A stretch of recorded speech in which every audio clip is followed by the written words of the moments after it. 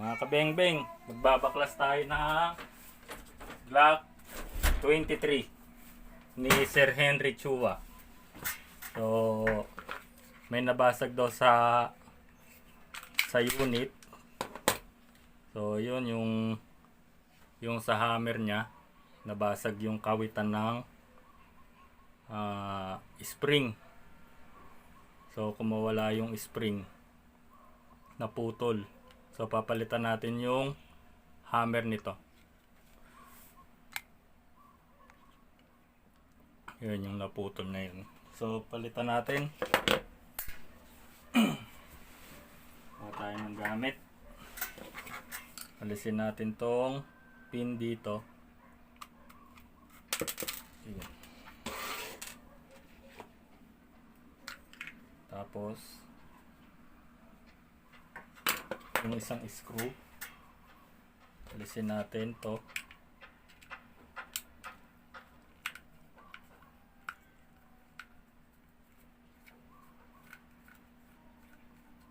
Tapos angat natin.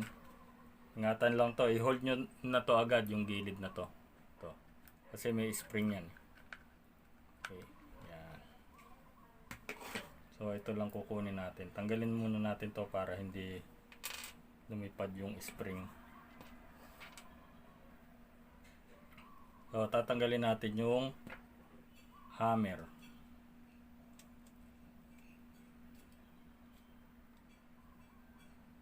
So matatanggal din pati yung kanyang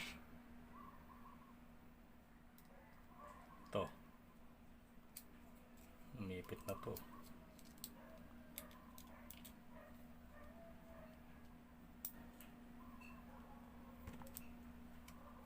Yan. So tanggal na yung hammer mga kabingbing. So naputol po yun. Yun. Yung sagkuan ng spring. So papalitan natin tong hammer na to.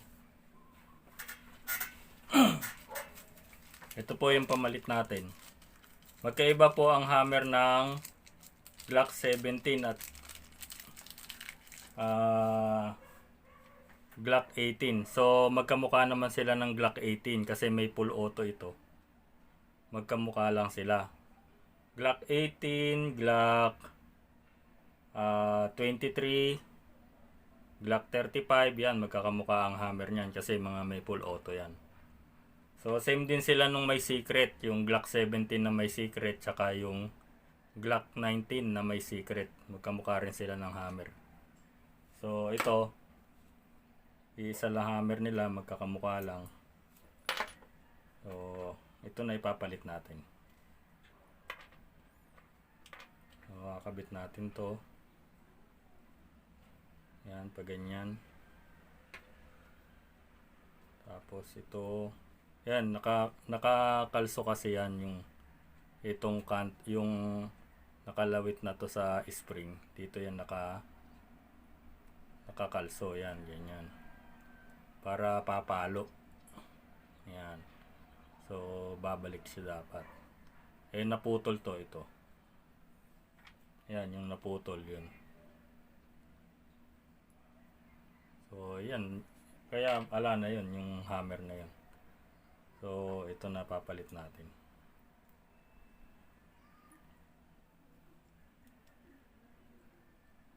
Pagkakabit niyan, diyan nyo isasabit yung isa. Yung isang nung spring. Doon nakakapit yan. Tapos, lalagyan nyo muna ng kasi ito pa dito yan ito yung yung valve knocker. So iuuna mo rin yan. Tapos kuha ka ng panusok to para mahuli mo yung butas. Yan. Tapos sundan na lang natin itong clip ay yung pin nya. So ayan mga kabengbeng, nakabit na natin. Okay. Tapos itong spring, sushoot natin dun sa valve knocker. Yeah, sushoot na natin yung spring sa valve knocker.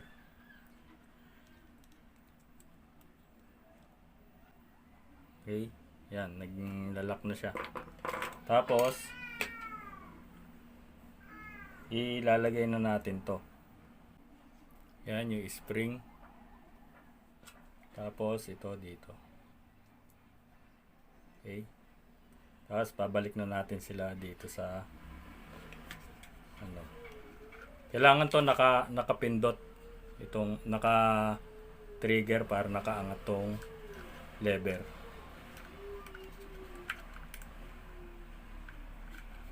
Tapos, bababa lang natin.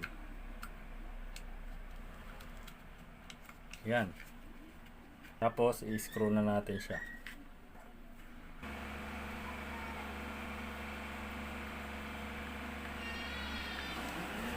Tapos, lagay na natin tong pin dito.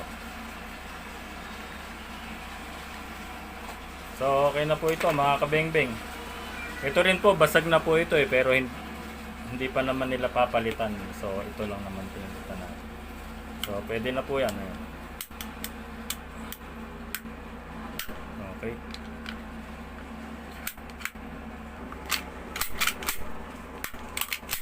So, testingin na natin mga kabengbeng. Lagyan na natin ng gas yung magasin niya. So, good pa naman yung magasin niya. Wala pa namang leak. Okay. Okay. Full auto. So, okay na po yung unit ni Sir Henry. Sir, pwede na pong umuwi ito. Palalamove na po natin. So, yun lang. Maraming salamat mga kabengbeng. Mabuhay po tayong lahat.